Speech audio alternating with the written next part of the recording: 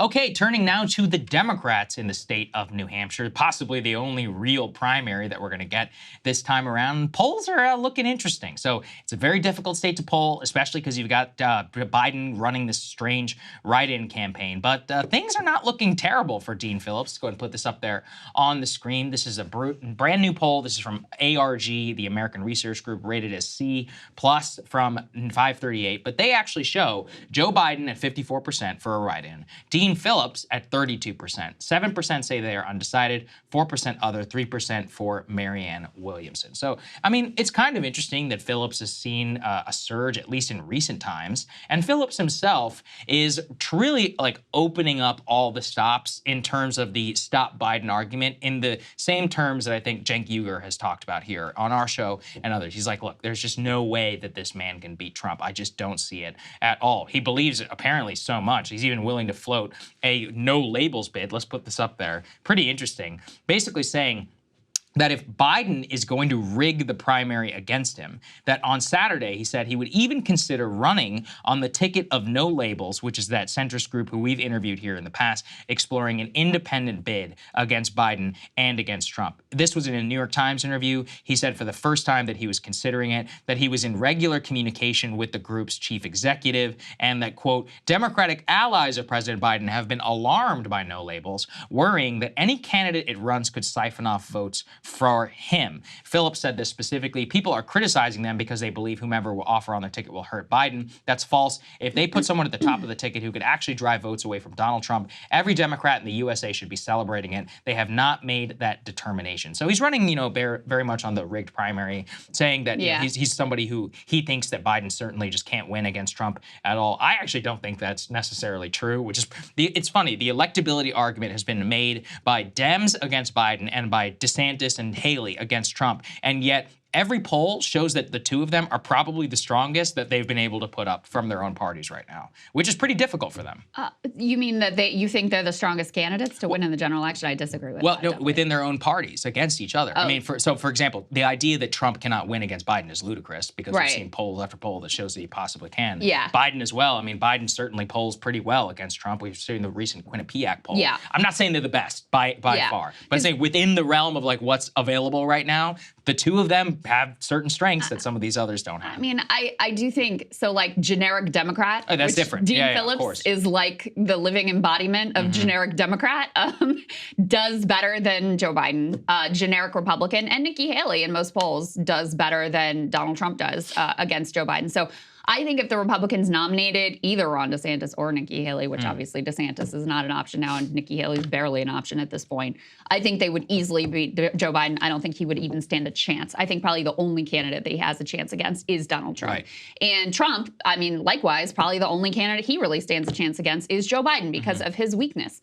But one thing I would say is, the Democratic Party base is very unsure about Joe Biden going up against Donald Trump again.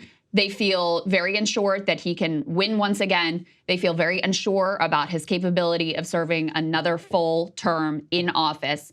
But they have not really, the media has made sure that they are not aware that there are even other options. And let's be fair, too. I mean, Dean Phillips came into this race quite late. Very late. Yeah. He has been a little bit all over the map. I want to be charitable towards him because, I appreciate him for a variety of reasons getting in this race. I think it did take some courage. He was nice enough to come here and engage with us in a back and forth. So I want to be charitable towards him. But I don't really understand this man. He's kind of all over the map. I mean, he's a problem solvers caucus dude who voted 100% with Joe Biden. He framed himself as this very centrist D-Dem as a member of Congress. Then he gets into the primary and sees that a lot of the dissident energy is on the left. And then he's like, well, actually, I support Medicare for all. And I support some of these other Bernie Sanders style priorities or things that actually Maryann Williamson has been running on since the beginning of the primary. So it's like, okay, well, I appreciate his explanation to me was that he got out there and talked to people and saw the need and got out of the DC bubble and became aware. But now you're taking money from billionaire Bill Ackman, changing your website to reflect his priorities, floating a no labels bid, I just don't know. I just don't really understand the end game with Dean Phillips. The poll we put up on the screen, this American Research Group poll, they're the same ones that had the outlier in New Hampshire for the Republican side. This is also an outlier on the Democratic side. The other polls of New Hampshire do not show Dean Phillips anywhere near 30-something% of the vote. So I am skeptical that he has this level of support in the state. But we'll see. I mean, like I said, the dynamics here, New Hampshire is already hard to poll. Because you have independents can vote in party primaries, so there's a lot of crossover, so that makes it a bit of a wild card, who's going to show up for which primary and how they're going to vote. So there's that piece. Then, to really complicate things, you had Joe Biden in an attempt to thoroughly rig the primary, basically screw himself in the state of New Hampshire, but try to kick him to the back of the line. They couldn't move their primary because of their state constitution. So he's having to mount this write-in campaign, but also they don't want to be seen as even campaigning in the state. So it's not even his campaign that's doing the write-in campaign. They've left it to a state party that is really pissed off at them, by the way, and not happy about what they've done in terms of moving the primary. There's been a minimal amount of dollars that have been spent towards this write-in campaign. And so I just have no idea how that is going to work out. I have no idea what percentage Joe Biden will get. I think he will probably outperform this ARG poll that we had up, but maybe underperform some of the other polls that have shown him, you know, at 65% and really trouncing the entire field, just because who's going to even be motivated to come out for a Democratic primary when the media has been consistently telling you there is no Democratic primary, are no opponents. So why would you bother to show up? How would you know that you have to write in Joe Biden's name? I just think it's a complicated set of dynamics that makes it very, very, very unpredictable how this is ultimately all going to unfold. The last thing I'll say about the Democratic primary is, you know, Maryann Williamson has been running as like the left challenger to Joe Biden.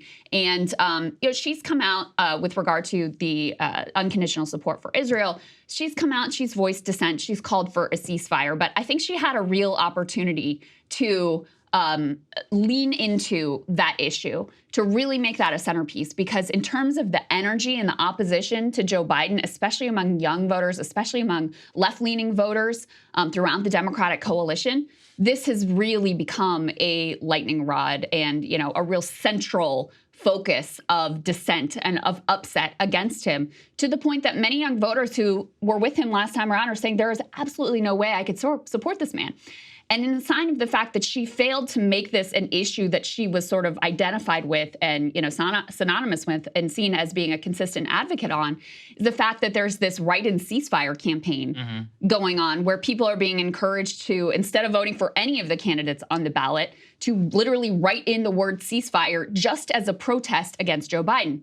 If she'd done a better job, I think, positioning herself as a dissident on this topic and really leaned into it, showed up to protest, talked consistently about it in a way that, you know, was landing with the people who are upset about it, then I think that campaign would have been vote for Maryann Williamson as a protest against Joe Biden instead of vote for a ceasefire. Yeah, so we see some of that. We can put B5, guys, please, up on the screen. Let's put it up there from the Boston Globe. So we have New Hampshire primary voters here urged to write in ceasefire to send Biden a message, very much, you know, demonstrating exactly what you're talking about, Krystal, which is that if she had made her name synonymous with that, then this entire effort wouldn't really be necessary. There's also been some sniping between Andrew Yang and Maryann Williamson, an interesting moment at one of their rallies for Dean in the state of New Hampshire, where Yang said that Maryann Williamson should drop out and to join him and Dean Phillips. He says, Dean is our best chance. Here's what he had to say. I ask you to join us in challenging the true enemy. The true enemy is the political establishment that does not care about our families and communities, and a media cabal that will suppress or demonize anyone who wants to change things on behalf of the people of this country. Maryann, Dean is our best chance to change things. I am looking forward to serving in his administration, and I hope that you will join us. Interesting moment. Immediately, though, Maryann shot it down. Let's put it up there, please. She says that's not going to happen.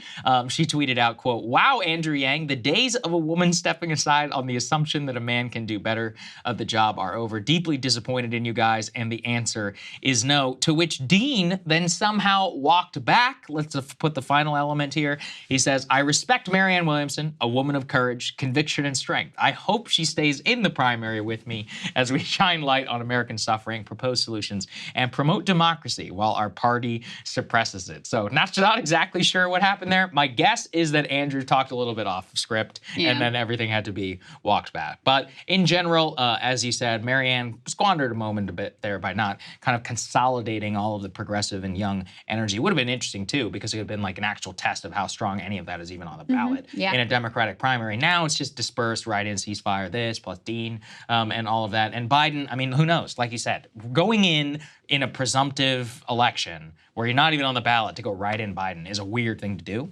I did send, Krystal, one of our viewers sent me a photo of the write-in flyers that have been going around for Biden. They say, you have the power to stop Donald Trump's attack on our democracy. Vote Joe Biden for president. It says voting for Joe Biden is easy as 1, 2, 3. Start at the bottom of the ballot with a pen, fill in the oval for write-in, and write Joe Biden on the line. So that's what they are sending to people. Thank you, one of our viewers, by the way, who sent that to me. Yeah, the last thing I'll say on all of this is this will be, controversial. I actually think there was more of a chance to unseat Biden in the Democratic primary than there was with Trump in the Republican primary. You mean because like way back early on? Yeah. If things had gone different, if there had been a unified campaign against Biden, consistently challenging him, making people aware that there was another option, if there had been like a unified coalition, I genuinely think there was an opportunity here because you had all the polls. I mean, the Biden team was clearly nervous about this, right? They saw the polls too. That the Democratic base, a majority of them were like, we would like someone else. We would like to see another option here. We are not comfortable with this man as the nominee once again. We don't know that he can defeat Trump. We don't know that he can serve 4 more years in office. And, we've always talked about this with regard to Trump and Biden. Biden's support isn't really support for Joe Biden. It's very soft. Anti-Trump, yeah. The most people feel about him is like, he's fine. That's like the strength of the depth of the feeling about Joe Biden. Whereas with Donald Trump, I mean, look, we showed you before the pictures of the people out in the freaking 0 degree, -20, whatever. They love him. Weather to come and see him at a rally. Literally no one. I don't even think Joe Biden's wife would do that for him at this point, right? So it's much harder to move those people off of Donald Trump than it could have been in an alternate universe where there was a unified coalition and a concerted effort from the beginning. And then especially at the end here, if you had made that noise and you had laid the groundwork, and then, with his unconditional support for Israel, which is not just unpopular, by the way, in the Democratic Party with young people, it is unpopular across the board. It's actually especially unpopular with young people, obviously Arab Americans, Muslim Americans, but with Black Americans too. Some of the strongest numbers in favor of a ceasefire and oppositional to his unconditional support are among key components of the Democratic base. So the opening and the possibilities were there. And, you can say on the one hand, listen, the media just made it impossible. I do think that's a lot of it. There was just a concerted media effort to say there is no Democratic primary. There is nothing even to look at here. Yeah, Biden's weak, and maybe it'd be great if there was a challenger, but there's no challenger, even as there are literally challengers in the race. But again, I think if you had a unified effort from the beginning, you could have potentially overcome that media blackout. And there was more of an opportunity on the Democratic side than there really was on the Republican side. This is where I think machine politics has come into play, where the machine was not is actually stronger, I think, today than it was in the past. And you can look at the Carter-Kennedy election for an example where, I mean, maybe it's just because Kennedy was literal royalty in the party at that time and nobody could tell him not to, even though the majority didn't want him to run, at least in the Democratic Party establishment. But he had enough money and he was able to mount a serious campaign, and it went for a pretty long time. But the thing is that with Kennedy recognized Carter's unpopularity and lack of strength a year and a half into the actual race. And so that's why he mounted up from the beginning. He said, there's no way this guy's going to win in 1980. And he was correct about that. He mounted an electability case. He said, if we're actually going to be, going forward, you got to look at the way this man has led the country. It's been a total disaster. He's going to get his ass kicked, in the election. The problem was nobody had really the strength to say that from all the beginning, unless you were, literally in independent media or somewhere else. Right. On MSNBC, the organs and all of that. At least to their credit, the press at that time were forced to cover it, and they were a little bit more neutral too. It was the whole era of pre-cable, and they were like, listen, President Gardner's tremendously unpopular. Mr. Kennedy says that he can't win, and he's going to run against him. Democratic voters ultimately did go with Carter after a pretty brutal campaign, but at least that argument was made. But that doesn't exist right now. Yeah. I mean, the ability to even do that doesn't exist. Here's the thing. I mean, one piece of this is that Democratic voters still really trust the mainstream press. Yeah, that's true. And so that gives them a lot of power. We saw this in 2020, right? True. When the mainstream press decided, all right, Joe Biden's the guy, we're all lining up behind him. The dominoes fell like that. I mean, tremendous shift against Bernie Sanders, like literally overnight. And Joe Biden sweeps into the Democratic nomination, no problem. So that's one piece of the problem. The other thing is, the challenger to Joe Biden from the beginning was Maryann Williamson, and because she doesn't have that elected DC credential, they found it easy to ignore her. So I think personally, somebody like Gavin Newsom should be kicking himself right now.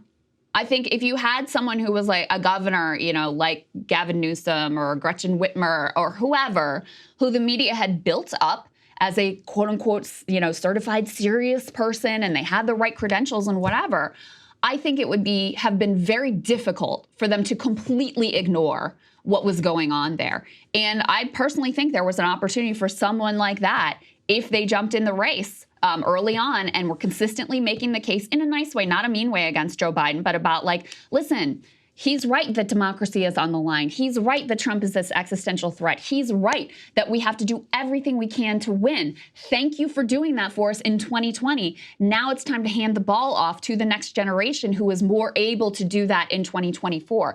I do think there was an opportunity for that, but they very effectively kept everybody within the elected Democratic establishment in line. They kept them in line, and that Joe Biden then, even though it was like a house of cards waiting to be knocked over by, a stiff breeze, was able to remain assembled. And so now Democrats are stuck with this dude hobbled with him going into a general election. And listen, he may still win.